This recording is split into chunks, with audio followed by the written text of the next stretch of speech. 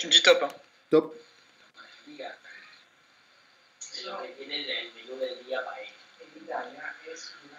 Bonsoir à tous et bienvenue pour ce nouveau podcast de Folia Liga. Au programme, un retour complet sur la 4e journée de championnat et en deuxième partie, un focus particulier sur le Valencia Club de Football avec le journaliste Alexandre Poiquil.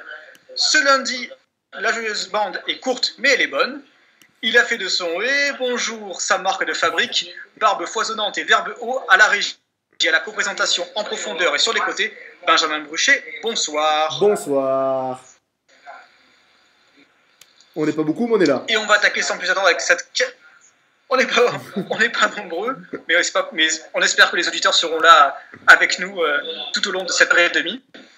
Alors on va commencer tout de suite avec la 4e journée de championnat de Liga avec un petit Eibar Leganés. C'était les 70 ans d'Ipurua ce week-end, donc sur les réseaux sociaux ça s'est beaucoup activé pour mettre en valeur le stade. On a vu même une sorte de son et lumière à l'extérieur du camp. C'est très sympa, c'est un stade que j'adore, Eibar. Ipurua, c'est vraiment un très bon endroit. On y va via des escalators, si tu veux savoir. C'est très sympa. Ouais, parce que c'est en hauteur, c'est sur une colline. Et moi, si je suis allé 2 fois, c'est vraiment un stade que j'aime beaucoup. Et donc, Eibar a fêté dignement les 70 ans d'Ipurua avec une victoire par la plus petite des marges 1-0 contre Leganés. Et bon, je ne sais pas ce que tu en as pensé, mais Assia Garetano est arrivé au Pays Basque avec un 5-4-1 assez défensif. Szymanowski était absent. Et ça n'a pas été folichon, ils ont perdu assez logiquement, j'ai envie de dire. Oui, franchement. Même Eibar n'a pas été non plus monstrueux, mais voilà, ils ont retrouvé un peu la victoire. Ça les a mis à l'endroit. Par contre, le but, c'est Galvez, il me semble qu'il marque. Il est plutôt sympa, il a la récupération et à la fin, il met sa jolie tête, assez mignon. Mais oui, les Ganes étaient venus un peu entre guillemets pour dire on va essayer de sauver le match nul et ça n'a pas réussi parce qu'Eibar c'est quand même une belle machine quand c'est à domicile, quoi. Ouais, et puis bon, Eibar doit se lancer aussi. On va bien voir, on va pas trop mentir aux auditeurs, on l'a pas trop vu ce match. Non, on l'a regardé de loin. On a vu un large résumé, on a eu des contraintes professionnelles et du coup on va pas parler pour ne rien dire. Voilà, on aurait bien aimé le voir d'ailleurs, c'est un match que deux équipes qu'on aime beaucoup, Eibar et Leganés. Leganés qui, après avoir bien commencé sa saison avec 2 victoires, l'a ralenti un peu avec 2 défaites. Il y a peut-être un point à prendre quand même à Eibar, cela dit. Oui, surtout que Eibar c'est pas non plus aussi fort et aussi rayonnant que la saison dernière, quoi. C'est que ça se cherche encore un peu, l'absence de Pedro León impacte beaucoup l'équipe, donc c'est vrai que c'était pas l'Eibar rayonnant qu'on a vu en fait la saison dernière par exemple. Donc il y avait la place pour... Ouais, surtout que Pedro León, il risque d'être blessé un petit moment d'ailleurs. Ouais, ils annoncent fin octobre, normalement un retour à l'entraînement il me semble, mais c'est pas encore sûr quoi. Ouais, donc c'est assez dommage parce que il était annoncé partant parce qu'il a une grosse saison, finalement il est resté bon, notamment en raison de sa blessure. Flanadeko est blessé. Bon, c'est sûr que pour démarrer une saison, il y a mieux pour les hommes de Mendilibar. C'est sûr. Mais on se fait pas trop de soucis pour eux, contrairement à Leganés au final. Claudio Bovu était sur le banc. Il a commencé sur le banc. Amrabat était dans la convocation aussi, première fois de la saison, si je ne me trompe pas, parce qu'il n'était pas présent lors du dernier match. Ça, c'est des gens sur lesquels on va compter côté Pépinel. Oui, ils ont fait un bon recrutement un peu sur la fin, donc il y a moyen qu'on le voie faire leur place dans le 11 de sous peu. Parce que c'est comme des joueurs de très bonne qualité, quoi. Oui, je pense que Claudio Bovu est quand même meilleur que Guerrero. Oui, surtout Guerrero, le vrai problème c'est que c'est un œuf qui est très très rudement et qu'on voit, qui participe vraiment beaucoup au jeu, mais il a un vrai problème pour cadrer. Il n'arrive pas à marquer. Si la finition c'est un peu gênant pour un œuf. Hein. Oui, c'est vrai. Mais c'est fou, il n'arrive pas à marquer. Il a raté déjà un penalty en plus cette saison, il me semble.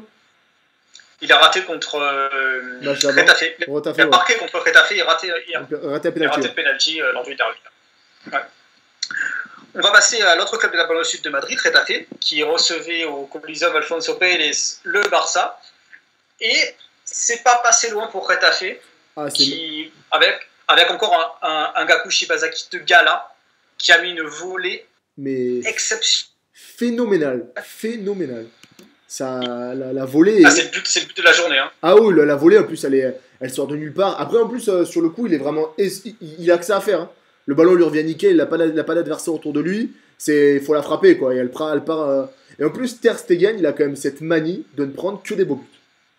C'est ça, C'est exactement. c'est quand même assez incroyable. Il prend que des buts, mais venus d'un autre monde. Ce Des qui buts de gaucher, on a pris deux trois là. Il a prit Asensio, là, il a pris Shibasaki. il prend- Ça fait. ça Là, pique. il y a quelques toiles d'araignée qui ont dégagé de ses cages. Ah oui, mais franchement, c'est vraiment incroyable de cette faculté de prendre toujours des beaux buts. Mais après, pour revenir à ce qu'a fait Retafe, si on peut comparer au match, par exemple, qu'il y a eu contre l'Espagnol, le derby de Catalogne, déjà, Retafe a mis des coups, donc a vraiment été présent dans les duels, a vraiment a montré un vrai impact physique. Donc pendant la première mi-temps, ils ont vraiment pas été vraiment mis en danger par le Barça, quoi. Ils ont eu pas mal d'occasions, de bonnes situations. Un Gakou, comme tu l'as dit, vraiment de gala est vraiment très très très bon et très très roulement. Notamment, j'ai aussi bien aimé le match de Jen en défense centrale. C'est Ouais. pareil, très très très solide et qui a vraiment fait du mal à Luis Suarez. Mais après la sortie de Gakou en deuxième mi-temps, ça leur a fait un mal fou, hein. Ils ont perdu toute Oui, vélité offensive il a eu une petite alerte. Oui, il est remplacé par Jiménez. Justement, j'allais rebondir là-dessus. Jiménez, il n'est pas mauvais, mais il est il a frustrant. l'air de se compliquer la vie quand même. Il est frustrant. C'est Maxi, bon, on va lui faire un cadet parce qu'il est pas là, qui m'a dit que c'était le Samu Cachirero de Lidl.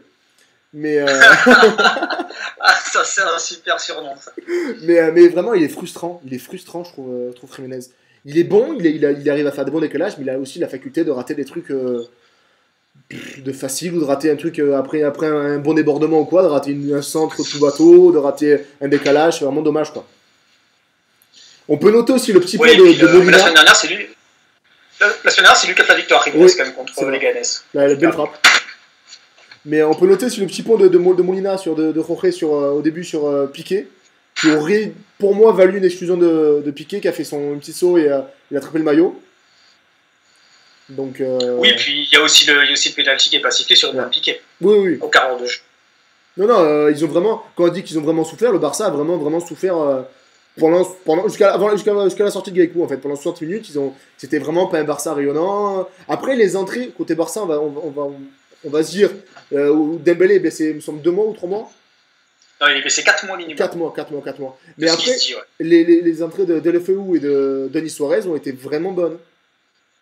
Donc c'est Alors, pas. Denis Suarez, il remplace Iniesta. Ouais, Et on a envie de se dire, enfin, quelqu'un qui fait confiance à Denis Suarez, parce que c'est pas Luis Enrique qui lui a donné envie de persévérer la saison dernière. Il a vraiment eu, je crois qu'il a moins de 1000 minutes sur la saison, c'est-à-dire rien. C'est marrant parce que on prend en termes de minutes, Suarez a joué à peu près la même quantité que Asensio. Et pourtant, quand on compare les deux, on se dit, il y en a un qui est en pleine bourre, qui est en pleine confiance, voilà, son entraîneur compte sur lui, et l'autre, pas du tout. Il est complètement. Il blacklisté. avait l'air moins bien, et alors que Suarez, c'est un super joueur, et il l'a montré, Ah oui. parce que le but qu'il met, Il est il y très a un bon. gros cafouillage à la défense de Ah ouais. Retafe, mais il faut quand même aller le Faut aller le placer. Quand chercher, même. faut aller le chercher, faut aller le chercher. Il a la lucarne, enfin le roulé est vraiment très très joli, quoi. Mais en plus, comme je dis, ça part en plus d'un bon pressing et d'un Delofeu qui se bat vraiment sur ses ballons, quoi. Qui est, Ouais, puis un bon cafouillage à la défense aussi. de Retafe qui panique complètement. Et Jenné, d'ailleurs, Pas on voit un exemple pour gros coup de reproche. savate dans le moulon, quoi, quand même. Mais après, voilà, Jenné, moi, pour revenir un peu sur lui, parce que j'en ai parlé, il est très bon sur l'homme. Au duel, il est quasiment impassable. Par contre, il sait rien faire d'autre. C'est Oui, ça. c'est particulier, mais Mais c'est vrai que Suarez, il a morflé. Hein. Ah ouais, il a mis des tampons, ouf, dont un dans la surface qui est pour Nico, pareil pour Nico Montator. Il y avait penalty pour moi, non, mais il a savaté dans la surface, c'était assez. On va dire qu'il s'est imposé, le bon Jenné, quoi. Ouais, mais après Suarez aussi, comme il a tendance un petit peu à exagérer C'est vrai. ses tombées, à un moment, ça se retourne un peu contre lui. Et il faut dire aussi que la plupart du temps, il y a quand même faute sur lui. Hein. Donc Oui. c'est un peu la rançon de la roublardise. Roublardise. C'est ça. Sinon, il va falloir qu'on parle d'un joueur qui est très décrié, qui va nous faire 3 points au Barça, c'est Paulinho. Son but, mais c'est tout en puissance. Hein. Mais oui, après, le but, il est vraiment décisif. Hein. Mais après, Messi le sert bien, il fait un tout droit, et après, il envoie une grosse mine, et ça rentre. Mais c'est vrai que il peut apporter ce côté-là en fin de match, cette puissance, et il est vraiment musculeux, quoi. moi, de me rappelant le Paulinho de Tottenham, j'ai l'impression qu'il a pris 30 kilos de muscle, hein. C'est devenu une armoire. Mais c'est vrai, c'est devenu une armoire. Et ce qu'il fait dans la Et c'est surface, peut-être dis-moi. ouais, c'est peut-être ça qui manque au Barça. Hein. Après, c'est vrai qu'on s'est un peu moqué de lui parce qu'il est pas, il colle pas. Après, c'est vrai qu'il colle toujours pas à l'identité Barça comme on l'imagine nous. Mais, mais ça peut peut-être pas être un si mauvais recrutement à long terme en amenant dans la fin de match cet impact physique qui manquait certaines fois au Barça, quoi.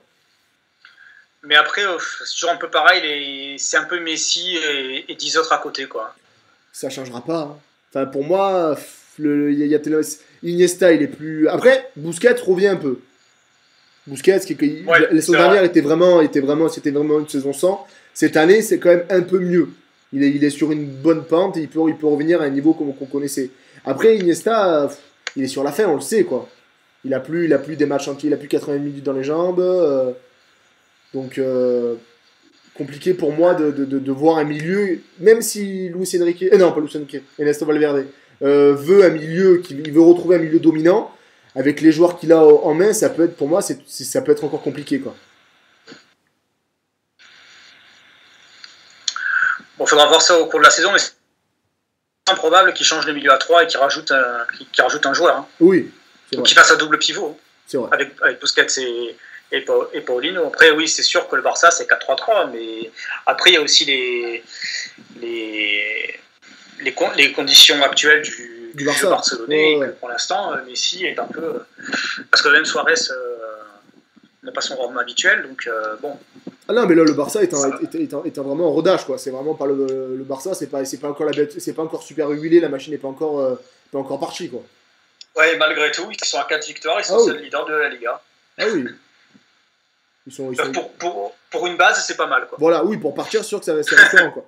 On a une petite question de monsieur Vincent Dupont qui nous demande c'est surtout le prix de Paulinho qui dérange. C'est un peu tout en fait. Je vais répondre d'abord, après tu répondras, François. C'est tout qui dérange avec Paulinho, quoi. C'est que tu viens chercher en Chine, c'est le prix, c'est le fait que c'est peut-être pas le profil qu'il aurait fallu au Barça. Surtout que dans le même temps, ça s'est pas fait un série pour un montant qui est quasiment équivalent. C'est beaucoup de choses qui fait que Paulinho, ça. Après, Paulinho noyé dans un Barça qui fait un bon recrutement et un bon été, ça serait passé inaperçu. Là, vu le Barça, vu ce qui était annoncé et vu ce qui a été après amené sur le terrain, c'est assez dommage et c'est la deuxième recrue la plus chère du mercato, il me semble.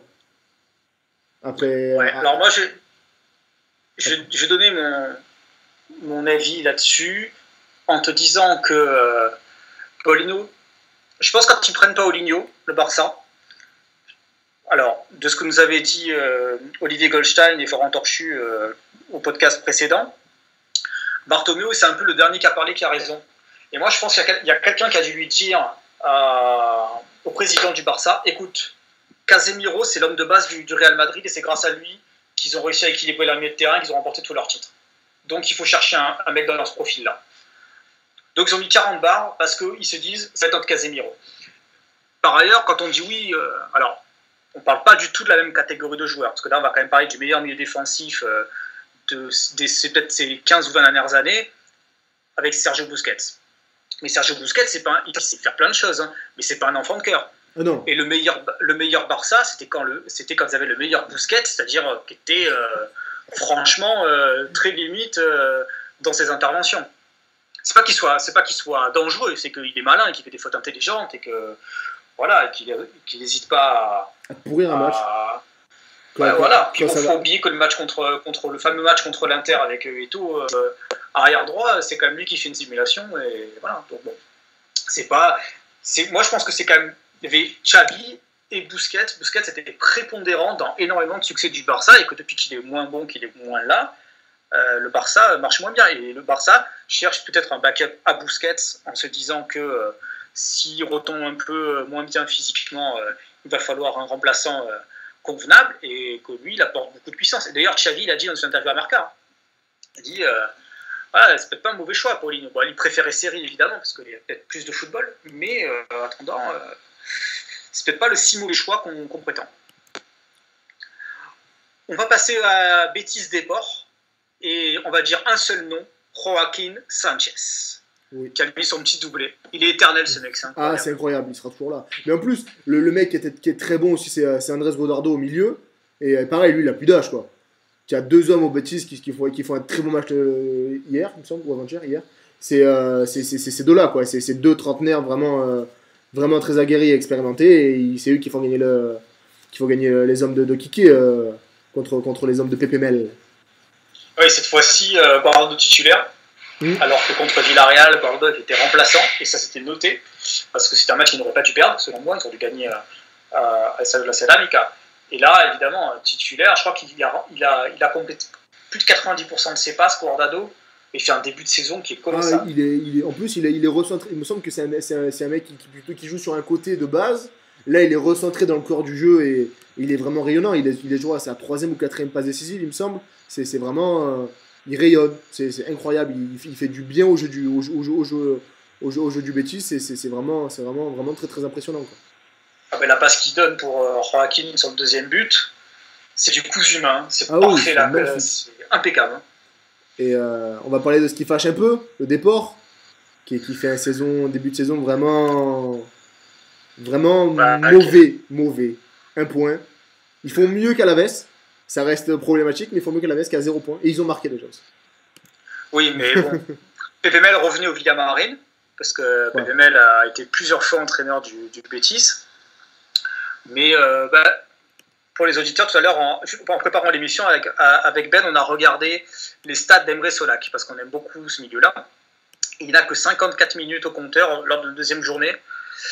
Voilà. Peut-être qu'une des raisons, c'est qu'au milieu de terrain, il n'y a pas ce surplus de QI football, j'ai envie de dire. Parce que Guillaume, c'est bien gentil, fait des cartes à Bia.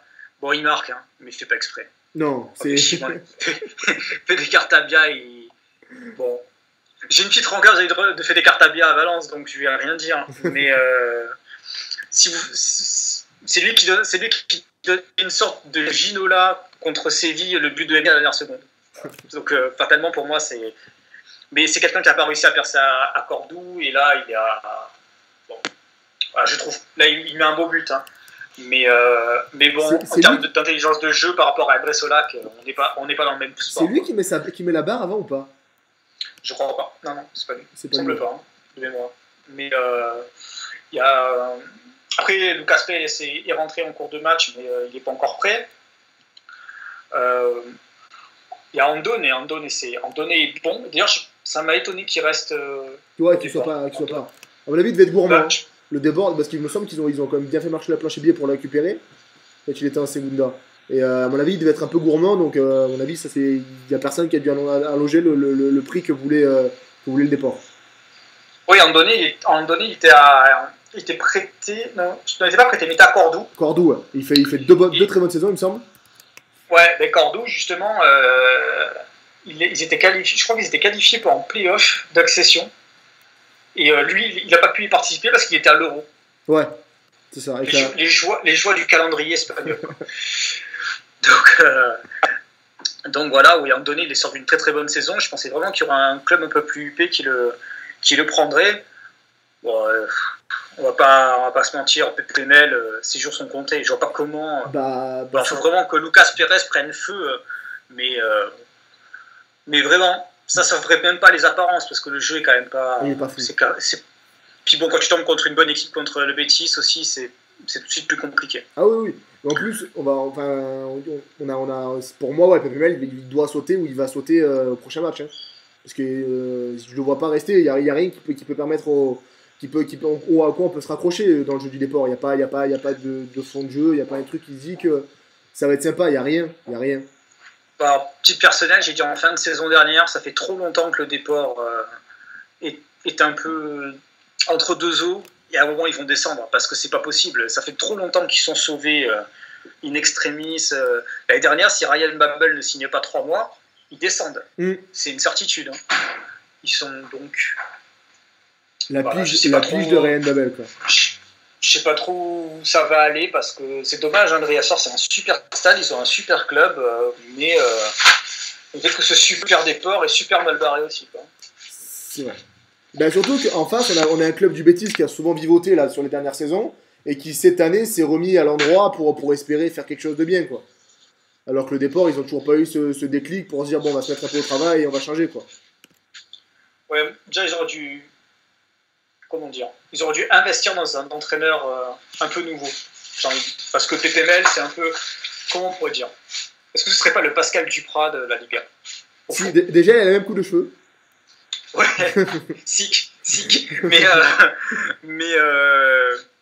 pour ceux que ça intéresse, il y a de très très bons passages dans El Dia Después, qui est le J+1 espagnol.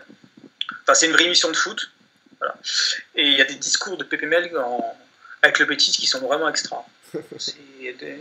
Mais bon, c'est un peu toujours les cojones et après on verra, quoi. Bah, tu peux pas faire ton jeu sur ça, c'est pas possible. Pour les opérations maintien, comme il a souvent fait, arriver à, quand c'était le feu, faire le pompier et dire voilà, maintenant vous sortez un peu vos coronets et on y va au charbon, il peut baser sur, pour 3-4 mois, il peut le faire.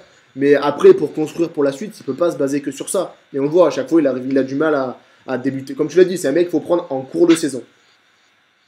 Ouais. Si vous lisez fourialiga.fr, vous n'avez pas pu manquer les 2 articles de Nicolas Faure sur l'Atlético de Madrid. Notamment un sur le Wanda Metropolitano, le nouveau stade de l'Atlético, qui a l'air d'être un joyeux bordel, pour dire les choses de manière châtiée. Bah, et il y a eu un joli son et lumière après le match, la feu d'artifice et tout ça.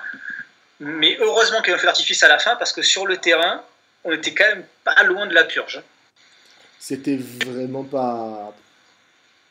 C'était faiblard. Enfin, vraiment, en plus, tu tombes face à Malaga qui est pas au top de la réussite et au top ultra flamboyant et qui est plutôt même au fond du trou et au fond de la caisse. Et c'était vraiment, première mi-temps, il y a quasiment rien à se mettre sous la dent. Non, alors, juste avant que Griezmann ne marque, j'ai un peu tweeté avec des gars qui regardaient aussi. Et franchement, heureusement qu'il marque. Alors c'est son boulot, tu me diras. Mais dans le jeu, c'était pas... Ils ont vraiment galéré pour le trouver. Oh, ouais. Et il y a des statistiques. La Liga TV passe toutes les stats en fin de match. Et alors, en termes de passes et de jeu et tout ça, tous les joueurs de l'Atlético sont devant leur vis-à-vis Boquerón, et vraiment de très loin. Mais le seul qui a des moins bonnes stats que son adversaire direct, c'est Griezmann par rapport à Borja Bastón. Borja Bastón qui a eu une énorme occasion en première mi-temps. Et c'est Oblak qui sort le ballon d'une superbe manchette d'ailleurs. Une œillère, on aurait dit une œillère.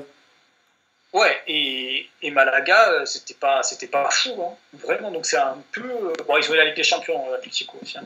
Ouais. Mais quand même, c'était un peu floro, comme on dit. C'était un peu le mou du genou, l'Atlético. C'est un match de reprise pour Griezmann. Ok, c'était pas fou, mais il revient à peine, quoi. Il était là, oui, mais il était là en Ligue des Champions. Il a joué avec l'équipe de France, ouais. il a joué en Ligue des Champions. Ouais, c'est vrai. C'est pas nouveau en plus, non, c'est vrai. Mauvais voilà. Argument. Et je vais citer un autre joueur qui a été très bon contre Valence et qui a été à nouveau très bon contre Malaga, c'est Thomas Partey. Oui. Bah, il se fait sa place. Hein. On en parlait comme quoi il y avait moyen qu'il coûte, comment on appelle ça, qu'il fasse son trou au milieu du côté Colchoneros et on se rend compte que oui, il fait sa place, il fait son petit trou et il enchaîne les matchs, quoi. Et les bonnes performances. Ouais, parce que je sais que Valence était intéressé par lui et qu'il y avait plusieurs clubs qui sont intéressés à son profil. Et Simeone a tout fait pour le garder, outre le fait qu'il y avait une interdiction de recrutement et qu'il voulait absolument garder l'effectif tel qu'il était. Mais vraiment, il était hors de question de le prêter parce que Simeone est convaincu que c'est un milieu d'avenir pour Atlético. Oui. J'ai 2 petites questions sur le chat. Donc d'abord une question d'Elias que j'ai pas vue mais que c'était qui concerne Ravi Garcia. Oui. Pour savoir s'il a sa place au milieu du Betis et est-ce qu'il peut correspondre au projet de jeu de Quique Setien. Oui, bien sûr. Bah, oui, aucun doute. Hein. Parce que c'est un mec qui a quand même une bonne qualité de passe et qui est plutôt bon comment on appelle ça, en numéro 6 pour combler les espaces et pour récupérer les ballons. Donc il a de quoi faire. Il est dans la pointe basse du milieu du Betis. Il peut vraiment avoir sa place. Il n'y a vraiment aucun doute sur le niveau de de Javi Garcia. Quand Bordeaux ne s'était pas trompé en essayant de le signer. Ouais. Mais après, c'est son salaire russe qui ont bloqué les Girondins. Oui, enfin tu me diras, Samu Garcia est revenu aussi en Espagne. Donc, mais bon, Javi, après c'est quand même le Betis, c'est-à-dire c'est un très gros club, c'est une très grosse ambiance. Et puis peut-être aussi quand t'es espagnol et que t'as kické Sétienne, ça te parle plus que Gourvenec. C'est pas faux. Avec Gourvenec, je pense que c'est un bon entraîneur, il n'y a pas de problème. Oui, non, mais fatalement, tu regardes plus le football de chez toi que. Bon, on dit ça, mais non, on voit plus de Liga que de Ligue 1. Mais fatalement, quand le Betis t'appelle, qu'il y a un projet tel que celui-ci, t'es quand même plus enclin à signer là-bas. Et on va pas se mentir, entre le Matmut Atlantique et le Villamarine, le choix est aussi vite fait. Ah, le Villamarine, quand tu as des buts, c'est un sacré écho et une sacrée ambiance. Ah, d'ailleurs, on va terminer sur le Betis en disant que Boudbouz est rentré. Oui, il a remplacé Joaquin. Oui. Donc oui, c'est ça. Et Issa Mandi, pas mal. Oui. Mais en plus, il a les qualités pour être bon parce que c'est quand même un bon relanceur dans l'ensemble. Donc il a vraiment les qualités pour progresser sous cette chaîne. Non, mais valeur sûre. Mais à quel moment s'est retrouvé sur le Betis là, en fait? À cause de la question. Ouais, bon bref. Parce que je suis en train de relire le conducteur, je me dis mais où on va là? On va au Pays Basque, mon cher. Oui. Nous allons à Alaves qui a pris une tartine maison de Villarreal avec ses bébés Bakambu, et ça a fait une victime collatérale, Luis Sobelia, qui a été congédié par Alaves à la fin du match. Donc, en plus, il y a vraiment pas, c'est pas étonnant quoi. Villarreal était vraiment supérieur et ils se sont régalés face à un Alaves ils savaient toujours pas se placer quoi. On savait pas s'ils voulaient jouer haut, Zubeldia, on savait pas ils voulaient qu'on Alaves joue haut, joue bas. Il y avait vraiment pas grand chose dans le jeu, à part Medran et Boyan ont vraiment. Il y a eu une petite lueur d'espoir entre les deux parce qu'il y a vraiment eu 2-3 combinaisons assez sympas, mais c'est pas assez pour espérer quelque chose. Et Villarreal en face, ça a déroulé et il n'y a vraiment pas eu de match. Et le score est vraiment logique sur le coup, quoi. C'est le deuxième match à 3 buts pour Villarreal. Non, en plus on s'inquiétait, on se disait peut-être qu'il va y avoir du mal à démarrer. Escriba, est-ce que c'est l'homme qu'il fallait garder ou pas? Pour l'instant, sans être assez fou dans le jeu, parce qu'ils ont quand même affronté un Alaves vraiment, vraiment nul. Hein. C'est vraiment, il y a vraiment personne en face. Mais ça va faire du bien à la confiance. Surtout que Bakambu enchaîne son deuxième match avec un but. Il a ouvert son compteur contre Astana, il a eu un doublé, il me semble. Donc ça va lui faire du bien. Et puis Baka aussi.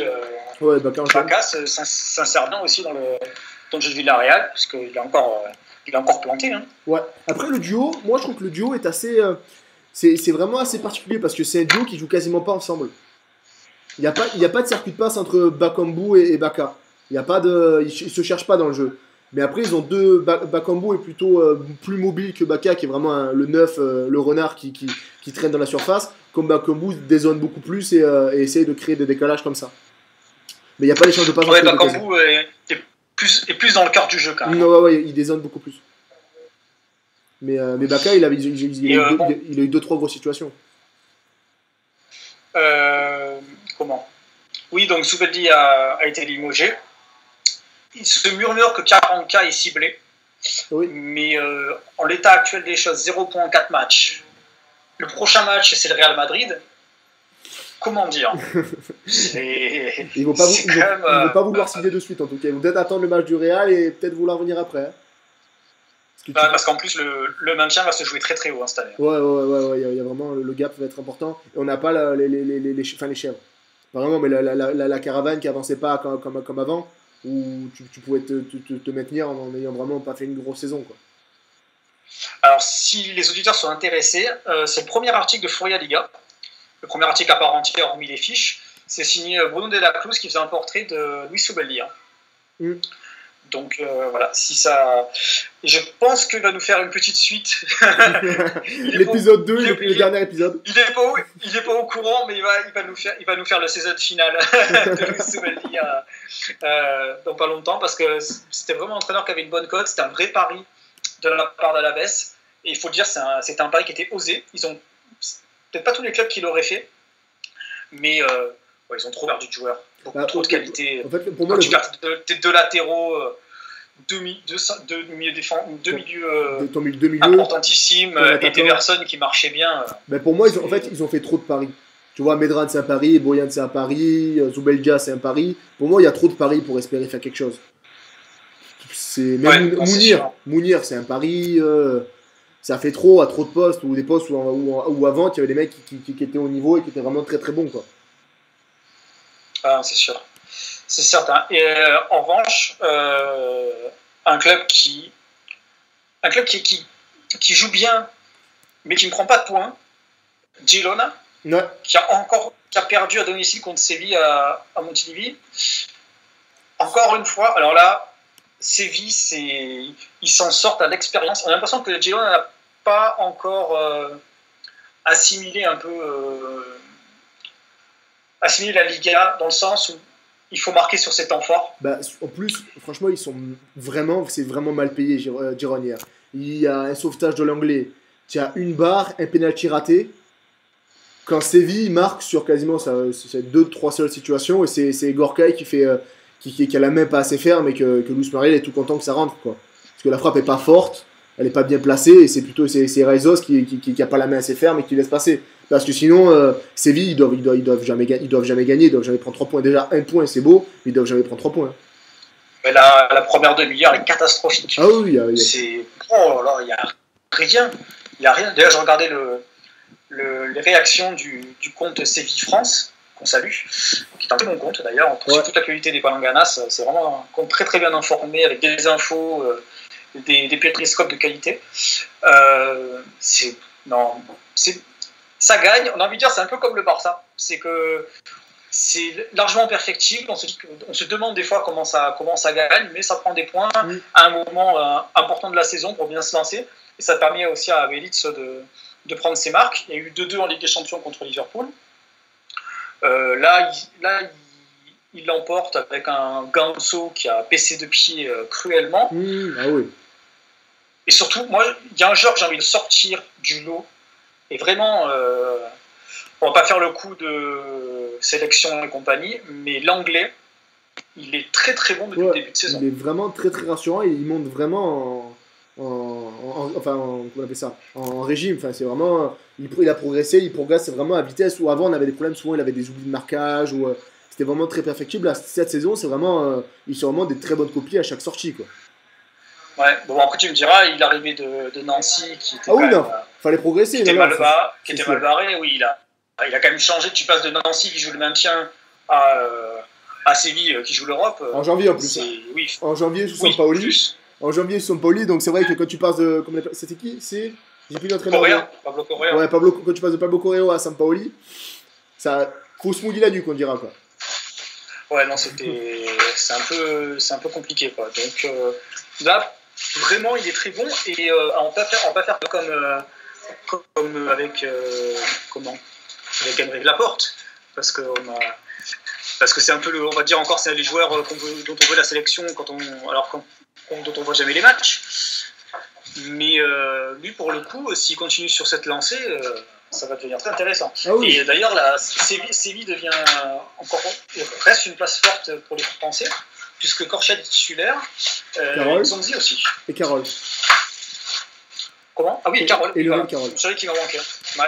Carole qui a... Bon, faut encore qu'il prenne un peu ses marques, je pense. Après, pour revenir un peu sur Séville, le fait que ça soit un peu moyen, c'est surtout parce que Berizzo, il a quand même cette fâcheuse tendance à faire souvent tourner dans une équipe qui a vraiment beaucoup de changements encore cet été, comme quasiment chaque saison. Donc c'est compliqué de se faire ses marques quand tu changes quasiment 3 ou 4 joueurs chaque match dans ton 11, quoi. Ouais, c'est sûr. Après, oui, ils ont une vraie envie de faire du turnover. Oui. Bon, c'est très... ça ne change pas de Sampaoli, tu me diras. Non. Déjà. Et puis, l'idée mérite. Donc, on reste bien sur cette lignée d'entraîneur qui veut garder tout son groupe concerné. Sous pression. Après, j'aime bien Berizzo, mais je pense que le niveau de jeu a baissé. Et surtout, ce que je crains, c'est que Séville fasse un choix de compétition, comme il a fait avec le Celta l'année dernière. Ou à la fin, ils se retrouvent marron parce qu'il perd en demi. Et ils sont pas en Europe, Vigo. En faisant ce choix de laisser le championnat et de tout mettre sur la Ligue Europa, bah, ils se retrouvent avec rien. Après, Valef. Pour Vigo, fallait le faire ce choix parce que c'était logique de le faire.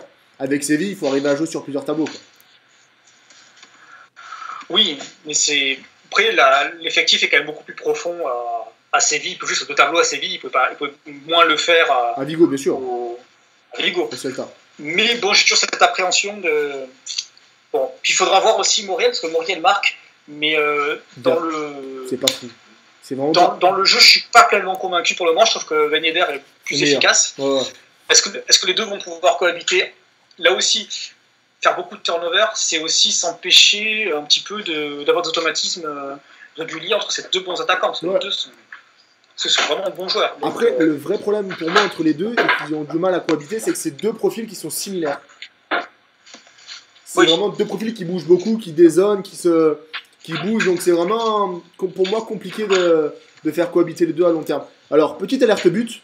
L'Espagnol va d'ouvrir la marque. But de Gérard Moreno. Nico Montator était très content. Et donc, ça prévu de la saison, si je ne m'abuse. C'est ça. Et donc, ça fait encore un buteur dans son article, les goleadores de 100% espagnol.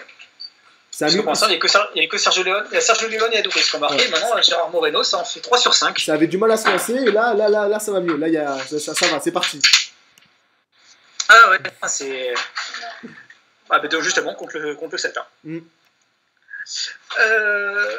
passe au match suivant du dimanche, c'était Las Palmas Athletic. Et là, on a une sorte de revenant qui a déjà son 2e but en Liga. Il s'appelle Loïc Rémy.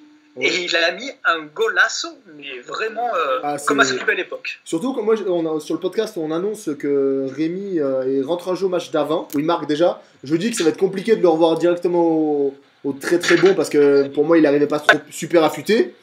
Et bah, je me suis trompé, parce que il a fait 2 très bonnes entrées, il est vraiment très tonique, il fait vraiment de bons décalages, il est rapide. Pour l'instant, c'est plutôt bien. Après, voir si, à mon avis, il n'a pas encore 1 heure dans les pattes, mais c'est vraiment bien pour l'avenir pour Las Palmas, qui fait pour moi un de ses meilleurs matchs depuis le début de saison. Oui, le meilleur, clairement. Ah oui, pour moi, il y a vraiment. Après, pour moi, ce qui est dommage, c'est qu'ils perdent Alen, Ajlovic, qui a été très bon d'ailleurs. Ouais. Et en plus, il fait un très bon début de saison contre Valence. Avant son exclusion, il est bon en plus dans le jeu. Donc, il a l'air vraiment de faire. Il fait un bon début de saison, quoi. Et surtout, en face, l'Athletic a fait tourner avec le match de Coupe d'Europe qu'ils avaient eu le jeudi à Berlin, il me semble, contre le Hertha. Et franchement, dans le jeu, c'était vraiment pas fou le Bilbao. Ouais, Sousaeta après marqué une chilena. J'aurais bien aimé parce qu'il est dans mon communion, donc ça m'aurait arrangé. Mais bon, ils ont fait. Ils ont mis Mouniaïn et Adoris sur le banc, ils sont rentrés pour la dernière demi-heure. Et puis finalement, ça l'a pas fait. Iñaki Williams, moins décisif que lors des 2 premiers matchs. Donc voilà, j'allais dire, c'est un peu le péché mignon de l'Athletic Bilbao. De faire tourner, Ce sont des matchs qui. Ouais, non, mais de perdre des points qui sont largement prenables. Si j'avais fait une quiniée, là, j'aurais mis l'Athletic Bilbao, quoi. En me disant, ça va forcément. Oui, quiniée, là, c'est un loto-foot. En Espagne. D'ailleurs, qui est en faillite. Mais, ouais. On fera un petit sujet là-dessus. Mais voilà, c'est un match que je ne les voyais pas perdre. Après, effectivement, Las Palmas s'est ressaisi. C'est pas la folie, mais c'était quand même bien en place. Ouais, mais après, franchement, le jeu va vraiment changer par rapport à. On avait l'habitude d'un jeu vraiment très léché sous Kike, sous Etienne, l'entraîneur du Betis. Le jeu va vraiment changer, quoi. C'est vraiment un jeu vraiment plus direct. Ça va vraiment. Donc c'est logique qu'il y ait un peu de temps que ça se mette en place.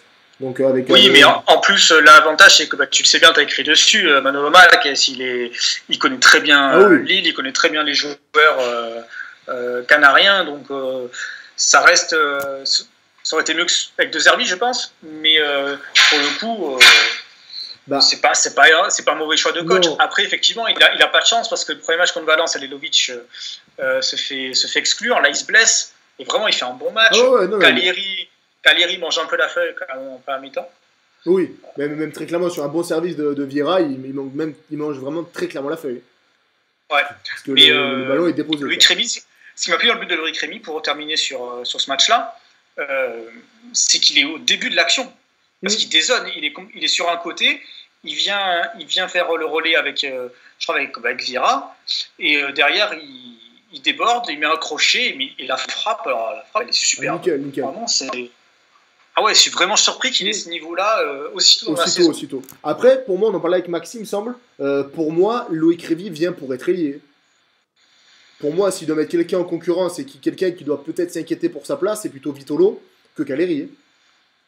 Vitolo qui est encore sorti. D'ailleurs, c'est Rémy qui le remplace. Ouais. En plus, il sort vraiment une copie qui est vraiment pâle. Hein. Elle est vraiment palette, sa copie. Ouais, mais Vitolo, il est en vacances. Hein. Ouais. Je pense qu'il n'a pas trop envie de se blesser. Il sait qu'il y a la coupe. Il sait que Lopetegui le regarde. Il sait qu'il a quand même des objectifs bien plus élevés en fin de saison, notamment avec la Ligue des Champions et une place avec l'Ardor en Russie. Là, il vient. Il fait du cardio là. Il fait ses entraînements, mais il sait que. Il bosse à VMA, il est content quoi. Et c'est. Ouais, voilà, il garde un peu la forme, quoi. C'est un peu comme les mecs du Variété Club de France, tu vois. Bon. Mais je pense qu'on va être un peu déçu de Vitolo à Las Palmas. Là, on s'attendait vraiment à une bonne relation avec Vieira, qu'il avait déjà connu en plus en jeune, et franchement, on va être déçu pour moi, Ouais. Avant de passer à la deuxième partie et recevoir Alexandre Coquille, notre invité, on va parler du choc du dimanche, Real Sociedad, Real Madrid, et je pense qu'on est tous d'accord, si on est neutre, on va être tous d'accord pour dire que c'était décevant, dans le sens où la Real Sociedad s'est fait marcher dessus, concrètement, par Real Madrid, et qu'ils n'ont pas fait en sorte de gagner ce match alors qu'ils en avaient les possibilités au coup d'envoi. Ah, totalement, et en plus, le Real était dans le jeu qu'ils préfèrent, la position qu'ils adorent, c'est exploiter les espaces et les erreurs de son adversaire. On l'a vu dans le but de Bale, Bale il a mangé l'espace d'une façon assez incroyable, quoi. Il n'y avait pas de discussion possible. Donc, et en plus de ça, la Real est vraiment mal payée, parce que notamment sur la situation qui amène le deuxième but, le contre son camp de Rodriguez, Rodriguez est au départ de l'action, il frappe la barre. Il suit le contre, il tacle pour essayer de sauver son gardien et sauver Rouli, et il la pousse contre son camp. Donc c'est vraiment... En plus, la Real a été vraiment trop gentille, ils ont laissé beaucoup trop d'espace pour espérer quelque chose, et en plus ça, ils sont mal payés, parce que tu mènes 2-1 dans la foulée, tu dois mener 2-1, et dans la foulée, tu te fais mener 2-1, bah ça change tout, quoi. Ça change tout. Effectivement. Petite courbissade de ta part. Voilà, ça fait plaisir. il en faut une par podcast. Il en faut une par podcast, je le fais. Mais c'est vrai que, bon, Xavi Prieto est sorti prématurément aussi. Alors, dans la compo de Eusebio Sacristan, je n'ai pas compris ce que faisait Canales, par exemple. Oui. Ça, je n'ai pas compris. Pourquoi tu fais rentrer Juanmi marque quasiment à tous les matchs, il est très bon. Et là, pour vraiment le match où tu peux conserver le leadership avec 12 points avec le Barça, qu'il manque beaucoup de joueurs au Real, parce qu'il manquait Benzema, Cristiano, Marcelo. Au milieu, il manquait Kroos, il manquait Marcelo. Ça fait quand même beaucoup. Alors évidemment, ils ont de quoi te faire 3 ou 4 équipes de niveau exceptionnel. Mais quand même, surtout que eux étaient au complet, quoi. Ouais, et le banc, surtout donc, là, pour une fois, le banc de la Real était vraiment meilleur qualitativement que le banc du Real. Là, tu vas peut-être vite en besogne. Parce que quand même, quand tu fais rentrer Ceballos... ils ont Ceballos, mais après, ils avaient Ceballos, mais après, le reste du temps, c'était quand même pas... Le banc du Real faisait pas rêver comme il y avait à l'époque, enfin, comme à l'accoutumée. Et après, comme tu l'as dit, pour moi, ne préférer Canales à Juanmi, j'ai pas compris non plus. On va sortir 2 joueurs de la Real et 2 joueurs du Real. On va parler d'abord de la Real avec Odriozola. Qui a été vraiment pas mal. Excellent sur son côté. Alors lui, on sait que sa dernière saison, je pense, à la Real, il est suivi de près par Real et le Barça. Donc Je pense que. Je pense qu'il Sachant qu'il y avait aussi Diego Llorente aussi qui est prêté par le Real, ouais. Par le Real, Ouais. en défense centrale. Ça aussi, il y a des joueurs qui sont prêtés à droite à gauche par le Real et c'est l'avenir. Hein, parce que quand tu as Vallejo est revenu, Diego Llorente part s'aguerrir à la Real Sociedad avec quelqu'un comme Sacristan. Bon, ça va, on veut pas. Pour les 10 prochaines années, ils sont tranquilles. Quoi. Ça va, ils n'ont pas besoin de recruter. Quoi. Et puis Kevin Rodriguez, le franco-portugais, qui met une superbe volée pour égaliser. Et qui est vraiment malchanceux parce qu'il met la volée est un peu moins bien frappée sur sa deuxième tentative, mais bon, elle prend la barre alors que Navas s'est lobé. Et derrière, il défend.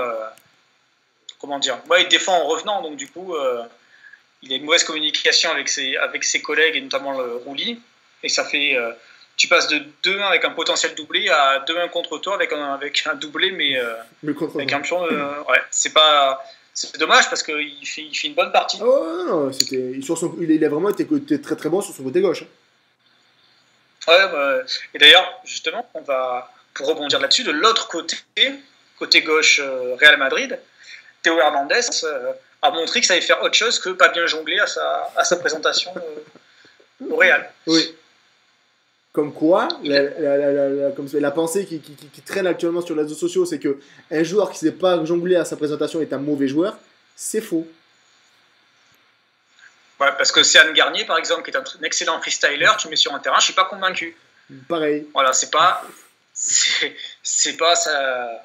Bon, après, il a mis un but en finale de la Copa contre le Barça, il a mis une petite lucarne, donc il a mis une sacrée frappe sur coup franc, il est loin d'avoir les pieds carrés, et ça va devenir, moi je le vois très très bon aussi dans la durée, Théo Hernandez. Peut-être qu'avec le côté gauche renforcé avec Marcelo, peut-être pas. Non. Et d'ailleurs, si ça vous intéresse, Bruno de la Cruz a écrit là-dessus cette semaine, juste avant le match. Mais là, en l'occurrence, latéral, il a vraiment été pas mal. Après, il a toujours cette tendance à être assez rugueux sur les interventions. Donc, ça peut lui coûter un peu cher à l'avenir. Il est un peu nerveux. Il s'est quand même frité avec Xavi Prieto. Oui. Donc, il faut en vouloir quand même à ce niveau-là. Donc, voilà. Et puis, j'ai un mauvais, je sais pas pour toi, mais j'ai un mauvais retour, Ben. Ouais. Parce qu'il y a Alexandre qui vient d'arriver et je crois qu'il avait le fond du podcast en fond. Ça a fait un peu doubler. Voilà. Bonsoir à tous. Salut Alex. Et ben justement, puisque tu es rentré dans la danse, on va parler du derby Levante-Valencia qui s'est disputé à la Ciutat dans le quartier d'Oliols. Qu'est-ce que tu en as pensé, toi, de ce match ? C'était un bon match. Moi, j'ai beaucoup apprécié ce match, surtout la première période, notamment les 10 dernières minutes qui étaient assez ouvertes. Hein. Ça allait d'un but à l'autre et c'était quand même un derby plutôt sympa par rapport aux dernières années où Valence s'était quand même fait manger, puisque ça faisait quand même 4 ans qu'ils perdaient là-bas. Hein, donc, quand même Valence de retour à un bon niveau au Ciutat en tout cas. Ça, c'est déjà une première chose. Hein. Parce que le derby, c'était le derby de Mestalla où ils avaient gagné 3-0. Et d'ailleurs, c'est très, très très mal payé parce que pour Levante qui avait presque été meilleur que Valence dans le jeu. Après, il y a toujours ce problème de l'attaque qui commence à devenir problématique, parce qu'en plus ça commence à friter, j'ai l'impression, entre Marcelino et Zaza. La conférence de presse d'avant-match contre Malaga a beaucoup tourné autour de ça. Oui, alors on a suivi cette histoire de Zaza et Marcelinho. Marcelinho a déjà complètement tué dans l'œuf cette polémique très web, je trouve. Il a dit, moi, le joueur motivé, ça me plaît. Donc voilà. Et puis Zaza a répondu à l'entraînement, il s'entraînait à fond. Enfin, je pense que c'est un incident mineur et ça fait partie vraiment de la vie d'un groupe, d'avoir des trucs comme ça. Un mec qui est pas content d'être sur le banc, il montre un peu sa frustration et puis après voilà, on repart, on s'excuse, on travaille et puis on repart, quoi. c'est pour moi un incident vraiment mineur dans ce début de saison. Benjamin? Oui, surtout un bon début de saison qui est quand même plutôt pas mal et très très bon pour Valence, alors qu'on prévoyait quand même. Ils ont vécu 2 saisons un peu particulières et très moyennes. Là, ils ont un bon retour sur le devant de la scène, donc ce serait dommage de gâcher ça pour des broutilles un peu inutiles, quoi.